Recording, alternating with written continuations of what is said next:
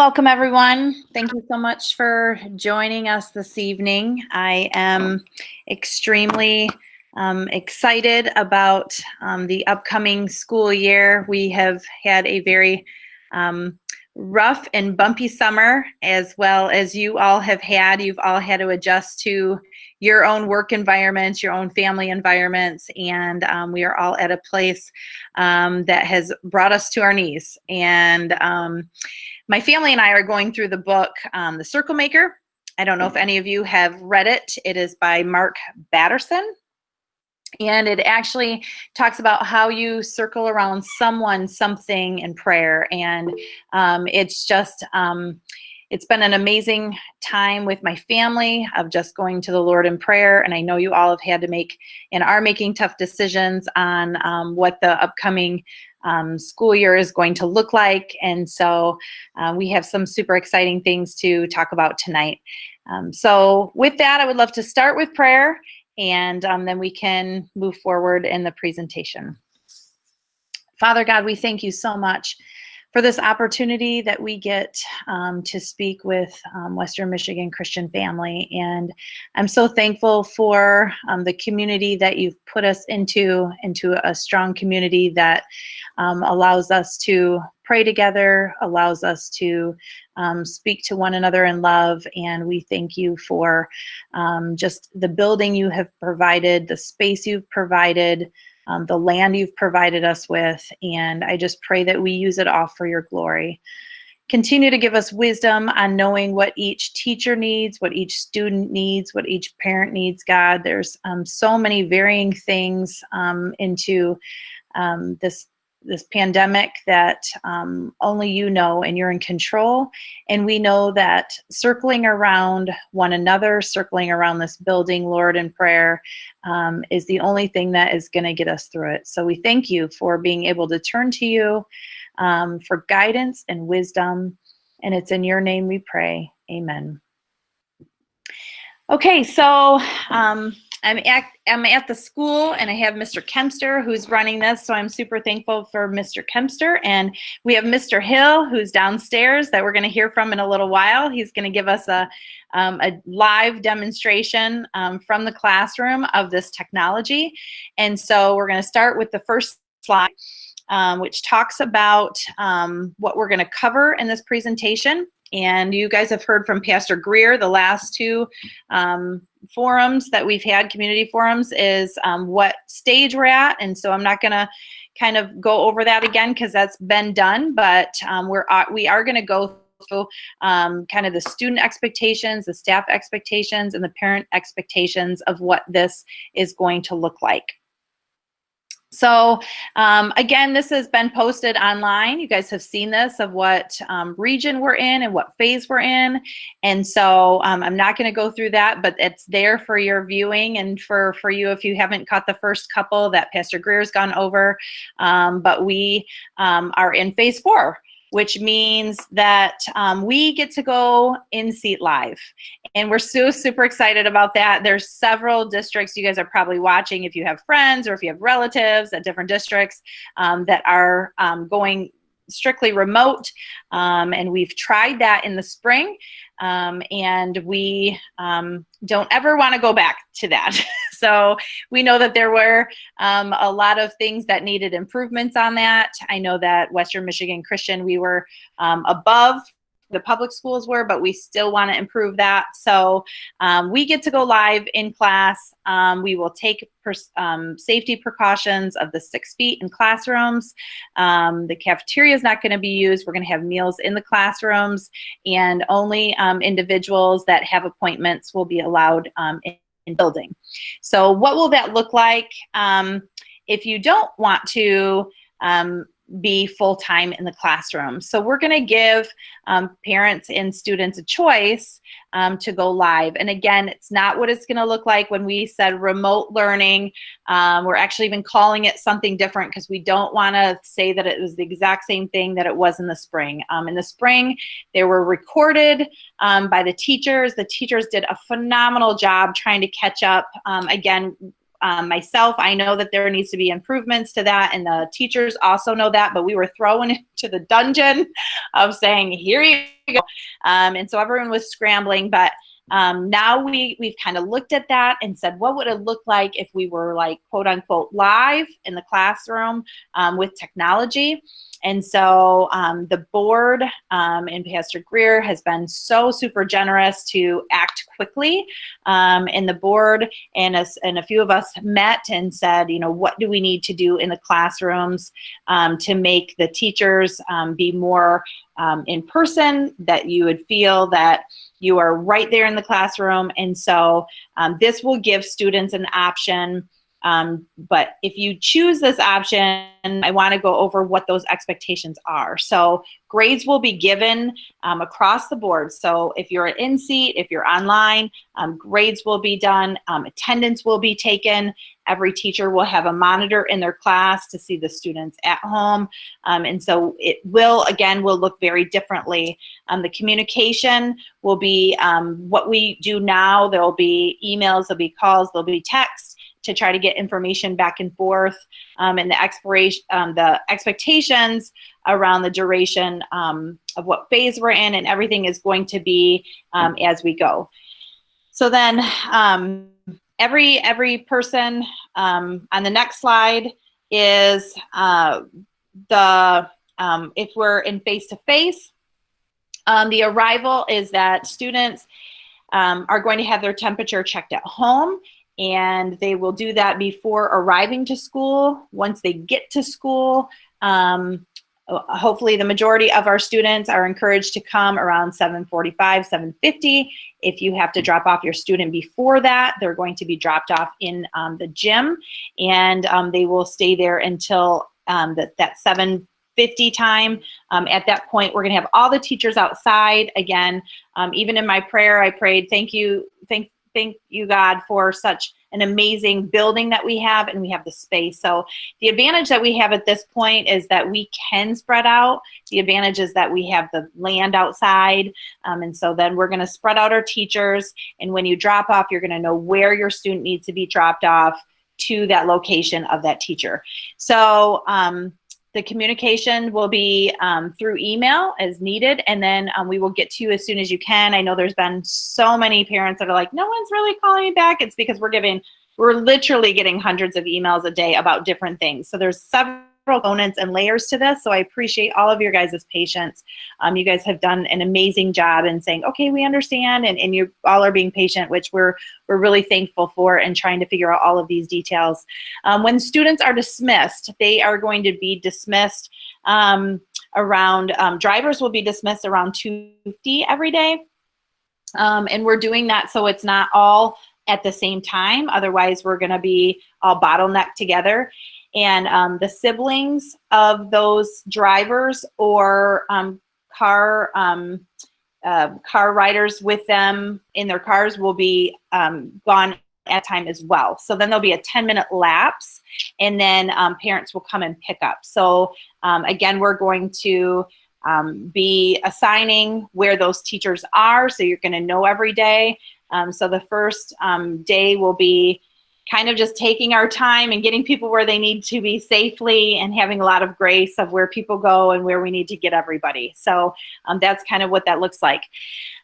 So what is Western Michigan Virtual? What will that look like? That means that there will be a live feed every day through technology. Every class will be recorded. So students can choose if they want to be in seat, which we're allowed to through the state, or that they might do WMC Virtual, which is a live feed that Mr. Hill is going to show us very shortly. So if a student becomes ill, they have an option to just learn virtually. And so this will be that you get to choose if you want to be in school, in seat, or if you want to be at home receiving the same exact instruction, the exact same thing throughout the day. And that's going to be the parent's choice. It's going to be up to the student. Whatever everybody wants to choose will be for just we're going to do trimester by trimester, so I know that will be a question. If anybody has any questions, feel free to put it in the chat and I can answer that at the very end. Mr. Kempster will help me with that, but it will be trimester by trimester. And so we will ask that students make a choice. And so that choice is going to be,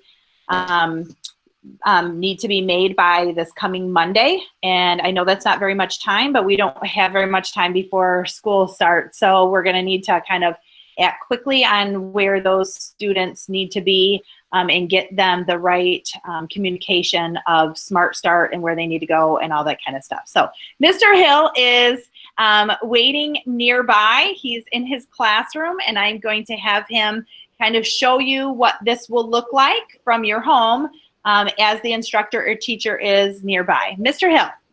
So first of all, can you hear me?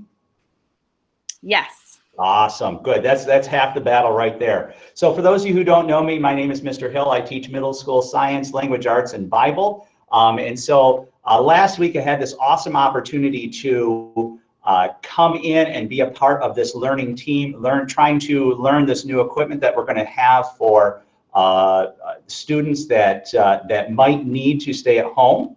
And so right now I'm going to try and share my screen. So it's going to hopefully pop up here in a moment, so that you can see both me, and you should be able to see hopefully something that says welcome to WMC.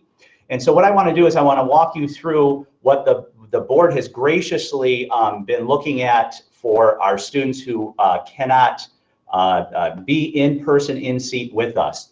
And so right now, as I'm using, there's a webcam that's actually attached to my ceiling right now that you're viewing me from, which is great. It allows for a wider range of view So hopefully what a student at home might see is me in front actually doing a lesson in front of the class. So the whole goal of this is so that a student at home still feels like they are a part of what's going on here at WMC, that they feel a part of the classroom experience. And so I also have a Bluetooth microphone, so now I can move away and you can still hear me, because some of the Chromebook microphone isn't always the best. So we have a microphone like that. We also have a whole class microphone that can be attached to the ceiling, where now if we're having a discussion, a person at home can actually be a part of that discussion as well. So they can hear what's going on in the classroom. So again, bringing in that experience of actually being at home, but yet still being almost in seat in the room. So when you see welcome to WMC, we now have a document camera that we can actually use. And as a science teacher who might have some people who are at home, this is exciting for me, because now I can do a demonstration underneath the document camera, and a student at home can see exactly what's going on. And so what you see on the screen, this WMC with the document camera, it's actually being projected behind me as well. And so again, they're seeing the exact same thing students in the classroom are seeing. And so what's nice is I can change out of that. So I'll go out of that. And hopefully this didn't work yesterday when we were doing this with staff, but now it should bring up a presentation about cellular processes that I might use in my science classroom as well. And so we have this wonderful opportunity to actually flip back and forth between things like that. Another thing that we have an opportunity of doing is we have a sound bar that comes with this. And so now if you're unlike me and you're a teacher who has a softer voice, you can actually use this now to project your voice in the classroom as well if needed. The students that I've had will tell you that I don't need that at all. It comes with, we got a nice USB hub. So there's a 7-port powered USB hub that comes with this as well. So this allows us to do a lot of different things. I can move around the room, go out of camera, yet you could still hear me. So it's an exciting form of technology. I kind of equate it to some of my master's work that I did, where my professor was actually in Ohio, and I was sitting in the classroom with him, and there were people from all over the United States in that class. One thing I do want to point out as a teacher is, and as somebody who's taking classes like this, it really takes a commitment by the student so that you're going to be in the classroom first hour at 8 o'clock, you're going to be required to be in that classroom at 8 o'clock with your classmates. And so I know that some kids may have slept in and didn't wake up until 12 and then could do their assignments. This kind of raises that game a little bit, so that now you are required to be with your colleagues, with your classmates every step of the way during the day. So it's a fantastic piece of technology that we have, that the board has decided to make an investment in. There are things with this that we can do even later on, post-COVID. Hopefully that's sooner rather than later.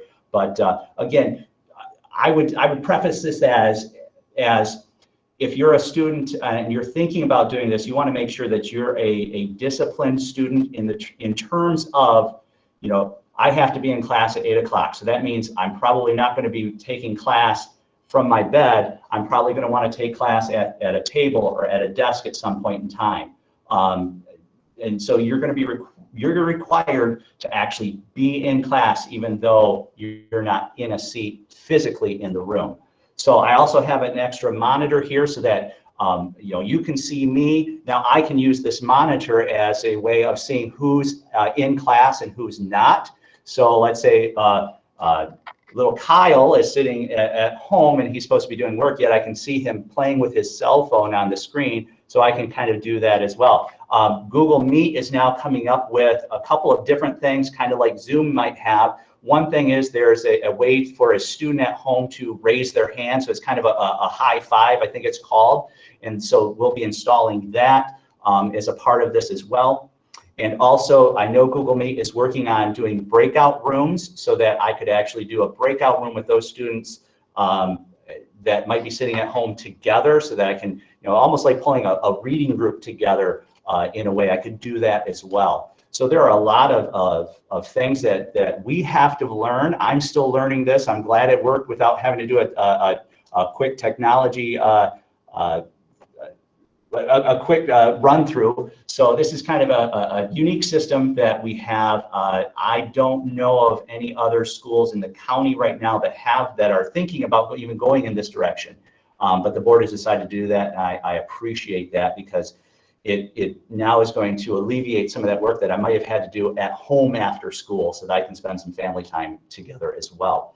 So if you have questions, please put them in the chat, and we can try and answer as best as we can what that might be in terms of technology, even though I'm still learning it, and we're going to have to get our staff ready to go with it. So it won't be ready at the beginning of the school year. It might take a week or two to make sure everything is installed and up and operational. But what a wonderful thing. If you are in the building, and call the office, and if they might allow you into the building, come on down to room 155. You can check it out. It looks really messy right now because we have wires all over, but eventually those wires will be in the ceiling and everything, and you'll be able to kind of take a look and see what we have to offer for those kids who cannot be in class in seat. So I'm going to turn it over to Dr. Taylor, and I'm just thankful that you had an opportunity to join us tonight.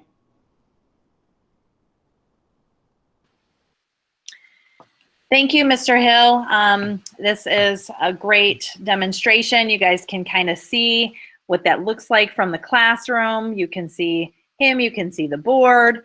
And so that is exceptional. Like he said, everybody kind of moved super fast. Our technology person, Penny, kind of said, we got to order these right now because this is what all the schools are turning to. And so we didn't want to run out. We moved quickly, and I'm very thankful for that. Some other things that we are to think about, and I only have a few more slides here, and then we can answer some questions. But one is substitute teachers. That we have a shortage nationally on substitute teachers, and so if a teacher were to get ill, what would that look like? And so we've thought through all those. Again, every decision that we've had to make comes with layers of things. There's quarantine issues. What will happen if they go into quarantine? Will they be, teaching from home, or do we get a substitute in the classroom? And so the answer is to put a substitute in the classroom, but we have several other options that we've talked through. The special areas, these would be your art, PE. We're going to do extra cleaning for those rooms as soon as the students leave. I even had a question today. There was a new teacher orientation. We welcomed all of our new teachers, and I was going through with them, and I was going over the cell phone policy, and one of the teachers asked, are we gonna have to clean out all the cell phone holders after the students leave? I said, oh, yes, we hadn't talked about that, but every day there's something new that comes up that we haven't thought about that we wanna get to. So we're trying to think of everything. The instructional time will be maximized with the students attending school virtually and learning facilitated by our teachers. That we're having the standards aligned curriculum. Next week we have professional development, so the teachers will be coming in and we're gonna have to teach them all of this technology. We're gonna be teaching them that we left in the spring and we're not sure where students are, so we're gonna be evaluating where those students are to make sure that they have their core standards up to where they need to be. We are going to monitor all the grade levels, and then we're going to assess those students. So I just put together a PowerPoint for the teachers for next week for professional development and kind of going through how we will assess those students, making sure they need to be where they're at and making sure that we haven't missed a whole bunch in the spring. So we're gonna take the first couple weeks to make sure they to be where they're at and catch up students. So we're just taking this again, very grace-filled, making sure that everyone's feeling included and respected in the classrooms. So in the environment, for this to be successful, we're encouraging students to, when they're being online, that their home is free from distractions. Mr. Hill did allude to, you know, they can't be in their bed just kind of watching. They need to be in an environment that is a really good learning environment, and that their camera will be turned on, that they will be seen, that there is monitors, that the teachers will be seeing them, all of that. And then also the academic integrity. We want to uphold these standards. These are a little bit more challenging. So if you choose this option, to make sure you're having the conversation at home, that cheating is not okay. We know that you do this, but I do this with my own children. You know, you're not cheating, are you? Because I just think it's a lot easier when you're not being monitored right there. And so just to have that conversation as a partnership, that what that looks like of academic integrity. And then attendance is recommended and required in all classes. So every student will have attendance, again, whether they're in seat or at home. And then participation is also required, whether you're in seat or at home. And that will show up virtually too. Again, you saw how Mr. Hill was. He's able to see those individuals on their cameras at home. And so, you know, we'll learn to do the raising of the hands. We'll learn to say, I have a question.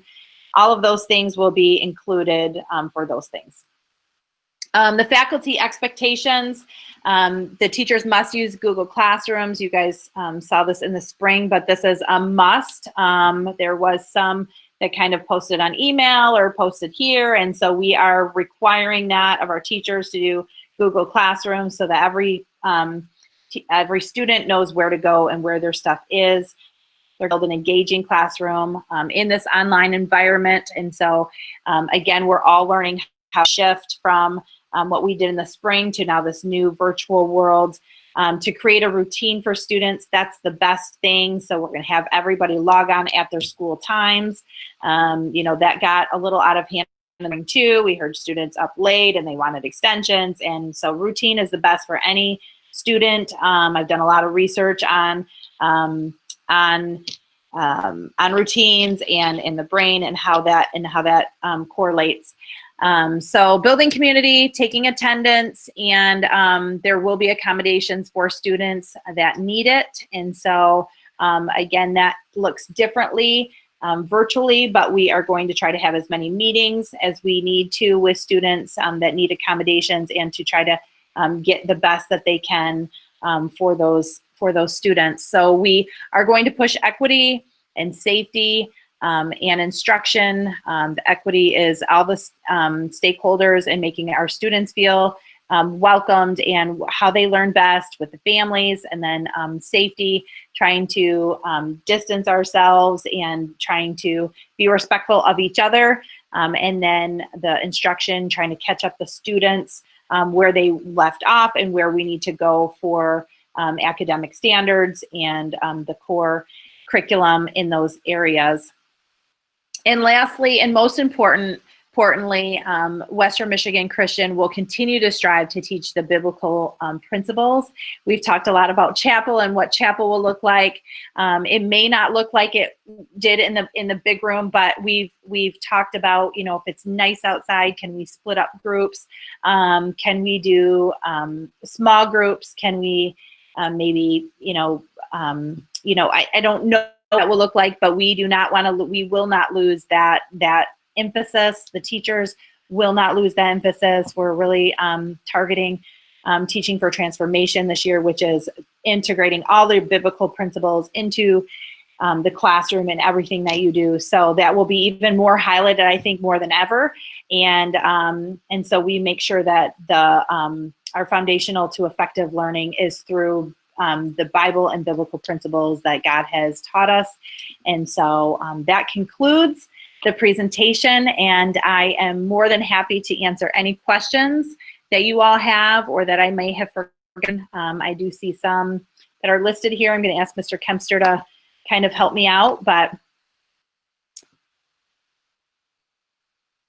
Okay, so the first question is, we want to talk about why we're going to stay with choosing by the trimester. Oh, yep, Shannon, thank you for your question. It's the question is, if we choose this option, is it by trimester? And the answer is yes.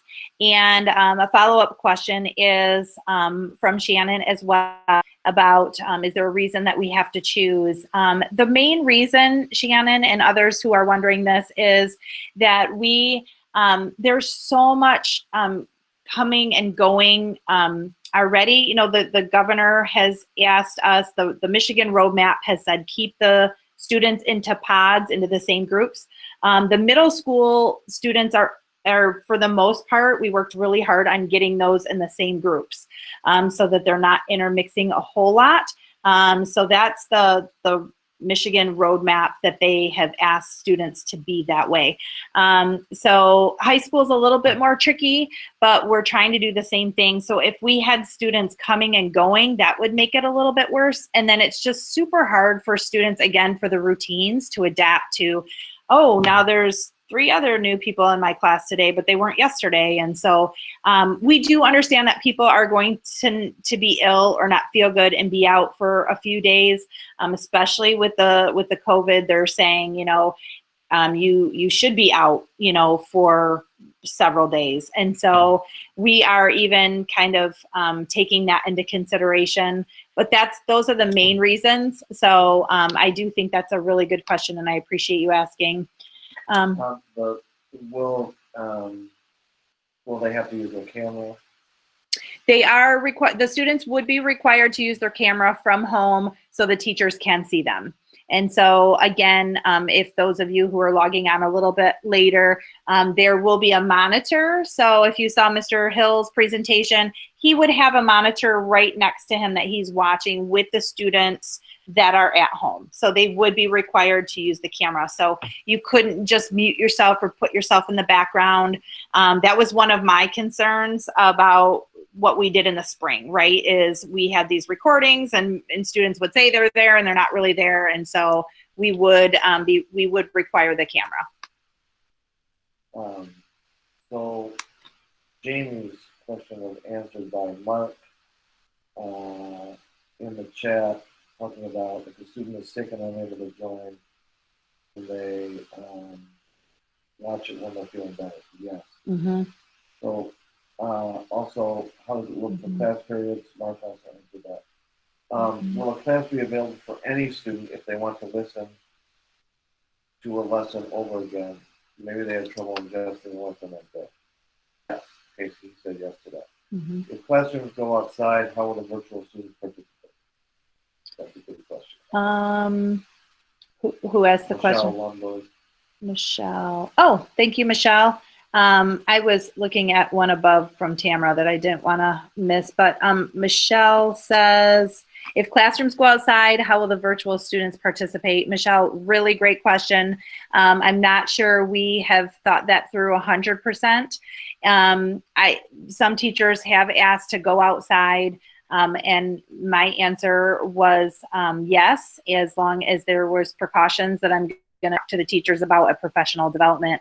But I think this raises a really great question that we're going to have to take note on, and really make sure that we hone into this at professional development, because we can't leave those students behind. So thank you. And then final, how is lunch going to work? Will the kids stay in the third hour and have lunch for their third hour class? They will stay in their classrooms. We haven't gotten to the point if it's going to be the third hour or the fourth hour, but most likely it will be the third hour. The question was asked today by one of the new teachers: are they allowed to use their phones at lunch? So these are all questions that come up daily that we are still trying to get to, but they will be staying in their classrooms, again, because of the smaller numbers, because we can't have them walking around because of the social distance requirement from the state. So trying to do that. I'm going to go back up to Tamara asked a question. I didn't want to miss hers, about how many students will be in each class in person. That's a really great question, Tamara. I think the answer to that varies on how big each room is.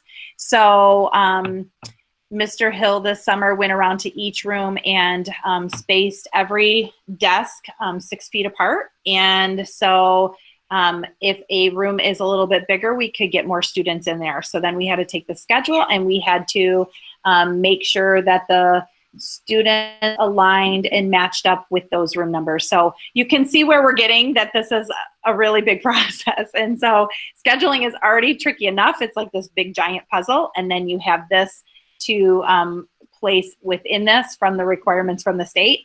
So that's why, you know, some of the other things that we could do of like the in and out. And so we average from 12 to 21 students. That's our average. But with, you know, the social distancing, we are making sure that every classroom has those individuals. But that's on an average is between 12 and I think 21 is our largest. So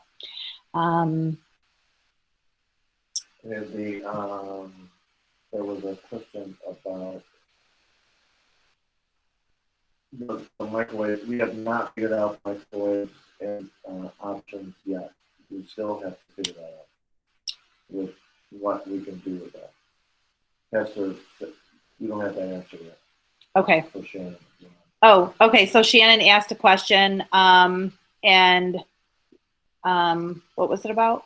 It was if the kids will be eating lunch in the same room, are there going to be fridge and microwave options? Oh, yeah. Yep. We don't have that solved yet. Okay, perfect. Shannon, Shannon asked a question about fridges and microwaves in the classroom, so we don't have that figured out either. So these are all really good things that we need to tackle. So then Tamara. Oh. About if an in-seat student becomes ill and must be done virtually, when they come back, or they have to, all of it. That's going to be a back and forth situation, right? Mm-hmm. They can do virtual when they're sick and then come back to do in-person. Right? Yes. So I think Paul asked the question of if a student is sick, can they go home virtually and then come back? That is the exception of being able to go in and out. If you are ill, then we, not that we don't want you, but we don't really want sick kids here. So we would have them go on virtual until they feel better and then they can come back. So, and then I'll just read one more question. And it's from Tamara. It's about when will students receive the school supply list? And that should be posted online on our website. That was sent out yesterday. It was sent out yesterday, Mr. Kempster saying. It's on the blog, it's on the website, on the page on What's New at WMC. There's a link to that, and you can see it and click on all of it. Perfect.